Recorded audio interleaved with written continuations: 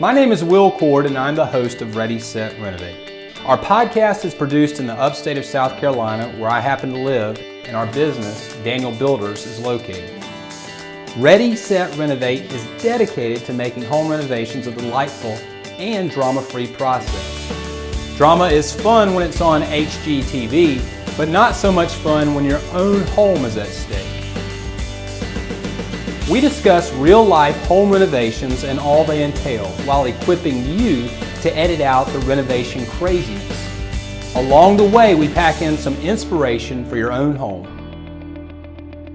Welcome to Ready, Set, Renovate. On this episode, we have Kim Costa joining us. She's a realtor and author. She recently wrote a book called Live in Your Wheelhouse, an empowering guide to stay, go, or reno. And I think you'll find it fascinating. She talks about how to make your home a place you really want to be.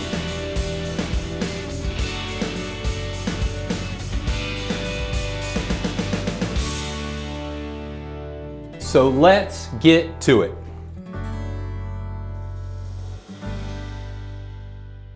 Kim, thank you for joining us today. I know it's a little bit of a trip up from Atlanta. How was the traffic coming in for you? It was not bad today. I live on the north side of Atlanta, so pretty much a straight shot and always a fun ride. Well, we're certainly glad you made that trip. We had a good meal with you, good conversation, and looking forward to keeping the conversation going here. One thing I'd like for our audience to know is how you've got to the place of being an author as well as a realtor. You found kind of a sweet spot where you can really help homeowners with their house. I always knew I wanted to be a realtor, and I was on more of the accounting side of the residential construction business, but I knew I wanted to be with the people, but I also like to write. So what else to write about than people's homes and how they can thrive in them and reach their maximum potential. And you spent quite a while writing this book. I did. 7 years, right? I did. Can you give us a little bit of a preview of what the book is about? I know our audience would love to hear this. I think it'd be a great benefit to them. It covers the gamut of every choice you can make in your home, whether it's staying because you love it, making a renovation because it's not functioning some ways that you need it to, or, in an extreme case, you might need to move. So the book is called Live in Your Wheelhouse, an empowering guide to stay, go, or reno, which is short for renovation. How did you come up with this method? Is it something that you used in your own life and just got experience that way with it? I did. I was working with a coach when I was moving from being an accountant in the construction industry to being more with the people and involved with the design. And so we used the Wheel of Life, which had 8 areas, like career, finance, romance, spirituality, family and friends, environment. There's 8 of them all together. And so as I was making my life changes, we were mapping out how I would rate those areas from 1 to 10 and increasing in the areas that had reduced along the way. So I found myself moving when one of those areas was below a 4 or down to a 2, I was moving. And then when I became a realtor, I started categorizing people who were moving or needing to change. That's a career finance move, or that's a health family move, and such. So then I said, well, this could be a system for people to leave no stone unturned when they were switching something in their house. And you were describing it to us as a tire. And if the tire is flat, it's time to go, right? That's right. If it's a flat tire, 3 or 4 or 5s out of 10, it probably means you're moving or renovating. What was the greatest challenge that you found yourself up against as you're implementing the Wheelhouse Method? Explaining it, really. So at first I didn't explain it at all. I just knew that I was listening for that's a career issue because she doesn't have an office and he's got an office and she's working at the kitchen counter. So she needs an office somewhere. Like maybe she needs her own she shed in the back or whatever it is that's going to solve that. So you're paying attention to what's not said, right? Yes. As well as what is said. She's disgruntled about this and we need to fix this somehow. I would listen for pain points in each of the areas and I bring a clipboard with me and I turn over the financial analysis of the home and then I just start writing all the categories. So I'll have each partner and write down what they say, whatever pain points that they're trying to solve and what their ideal situation would look like. So it's beneficial for them as well as I would think for you as a realtor too. If you can solve those problems for them, then you're more inclined to sell them a home that they really want. Or if they decide to renovate, take this wheelhouse house assessment, which has like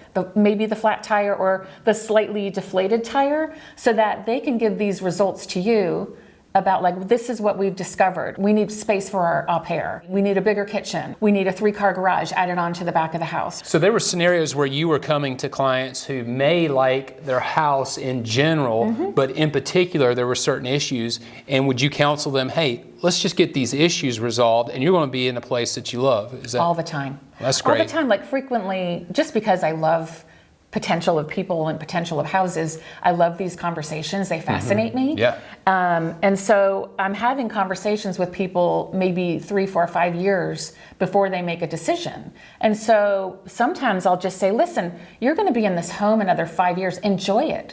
Make the renovation, because you're going to enjoy the home for the next 5 years. And then when you go to sell the home, you then get the increased profit. Yeah. That makes a lot of sense. Now, you have a podcast as well. You got your podcast career kicked off here 2 months ago, is that right? Yes, Getting it started? I'm a little new. That's great. Well, it sounds like, though you have a new podcast, you've been asking questions and having these conversations for a long time. Yes. So now the whole framework is official, and the book is coming out, and I'll have guests on my podcast, experts about renovation and areas in the Wheel of Life. And people could read the book or take a workshop and get the Wheel of Life done on their own, because I can only help so many people, in Atlanta, but now I can help people everywhere read the book and go through the process and deliver the results to their contractor or to their real estate agent. When it comes to somebody who needs to go, have you been able to have candid conversations with them and say, you really need to go, and here's why, and just kind of list out the reasons, and what would be some of those reasons that you would tell somebody, this is your chance to move now? Most of the time, the trick is if it's a health reason, if it's a reason they didn't choose themselves, or a divorce situation, or the death of a spouse, perhaps something sad that they didn't choose themselves. Now, if they get a promotion, like a nice career change or something like that, then that's a happy occasion. They're like, oh yeah, let's go. Let's get a bigger house and put a pool in. Yeah. And that's an easy conversation. But encouraging someone to move who's got increasing health problems is tough, because they don't want to go. This is where all their memories are. So you really have to be careful. And I've seen people wait too long, and then the timing is such that it's really hard on them. So you have to be careful. But timing, sometimes people move too quickly, and then they move into another home. It's a huge financial decision, but they didn't really take their time. So timing is the biggest thing. Well, it sounds like you're a trusted advisor in a lot of ways, and you, like us at Daniel Builders, thrive on relationship and just building that trust with people and giving them something of value in terms of counsel. And when it comes to telling somebody, these are the remodels that are going to help your home sell versus these are the remodels that you're going to really enjoy. Are you able to distinguish between those two as well? Yes. We talk about these things because it's you want to make a good investment. If you add a bathroom, biggest return on investment, because you're literally adding something that someone's going to use, and it's going to be a prerequisite for them to buy the home. So per square foot, adding a bathroom is huge. Bathroom, yes. Remodeling the kitchen with new appliances, very close second. What runs farther down on the list are exterior environments. And when you say exterior, you mean like pools? Swimming pools, outdoor kitchens, pavilions, places you entertain outside. And in our temperate climate, it's like an extension of our home. Yeah. But you may get a 50% return. If you're really lucky, 70%. But you have enjoyed that space. Right. And your family has enjoyed that space. Well, those are things that you're going to invest in if you're putting down roots, right? Exactly. And some people do it anyway because they're just like, nope, we need a pool. We're going to enjoy our outdoor kitchen, and we're going to watch football with all our friends. Oftentimes, I see that people are renovating a home when they know they're going to move in 2 years. Every renovation I've seen, they make more money on the other side after the renovation, as long as it's like the kitchen and the bathrooms and the high-use return on investment areas. So you really haven't seen situations where people are pricing themselves out of the neighborhood or the area? I've had several top sales in a neighborhood, and other agents would come in and say, the top is here, and then we blow it much higher by several $100,000. So it's really just about finding the right buyer and then explaining that price per square foot for remodeled homes. I'm very big on going through the competitive market analysis to compare like homes. So if you're comparing an unrenovated home in a neighborhood to a renovated home, you take that price per square foot and you multiply it, and that's where you come up with your price, and that's what an appraiser will do. Divide the sales price by the above grade square footage, door level and up. You use that as a level of how that similar home should be priced. And then you take things away like, oh, this has 2 acres, this has a half acre, this has a pool, this doesn't have a pool. No updates, update minus, update plus, update plus plus. So you can prove that price all day long if you have someone who can present the numbers. And then you get to enjoy it, and you spent such and such money renovating, and then because you did the work and went through the renovation, and there's a time expense with that, you should see some return on the other side. Sure. And most people do. When it comes to multi-generational renovations and remodels, where you have a mother and a father who are elderly and they're living with their daughter and their son-in-law, and then there's children in the home, is there a market for that? Yes. There really is. I'm seeing it more and more. Of the top 5 trends that are going on right now, multi-generational, I think, is number 3 in the country, which is amazing. Wow. Yes. Sotheby's just came out with a global perspective, and multi-generational is like a very top trend. I think this is a wonderful development because a big problem, they're saying, in our communities across the nation is lack of connection and loss of that connection with your extended family, the grandparents, the grandchildren. And I think that, especially the young folks are suffering from that. And the sandwich generation. What if you had everybody just in one house where the grandparents can age in place and they're seeing the grandchildren and helping watch them while the parents maybe work or whatever they need to do. So wonderful, wonderful development. I think the biggest thing is our homes have not been built for that.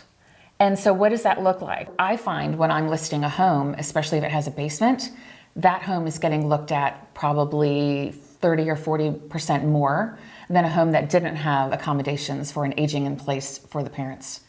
So there is incentive on the resale side too. Absolutely. They go much faster. My own son says eventually he's going to put a granny shed in the backyard for me. Thank you. I like that. Which I love. I love a shed. Love a beautiful shed. Is that like accessory dwelling unit? An accessory dwelling unit, yes. And they can be quite lovely, little tiny homes on some back property.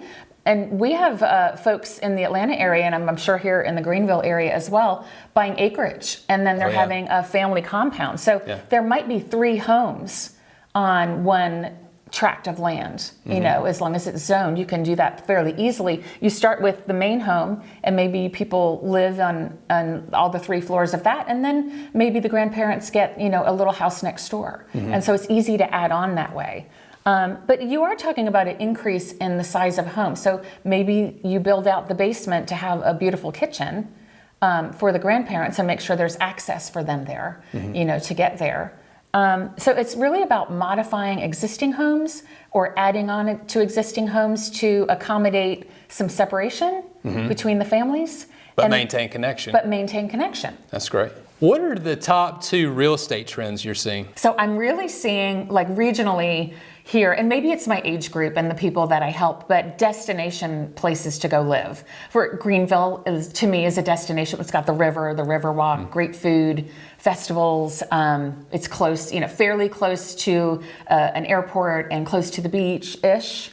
So, quaint towns that aren't super huge, but people are looking for a place to raise their families, but they're also looking for activities in the town that get them outdoors, like the Riverwalk. Destination places. Like Atlanta is a hub where you can get anywhere in the world. And it's a business hub. Got a huge airport. Huge airport where you can fly anywhere to visit family that's elsewhere, or travel for business, or just travel for fun, which again is something I'm seeing in my age group, is they want to travel and they need kind of a upscale lock and leave type place that is easy maintenance, so smart home efficiencies that they can control from elsewhere.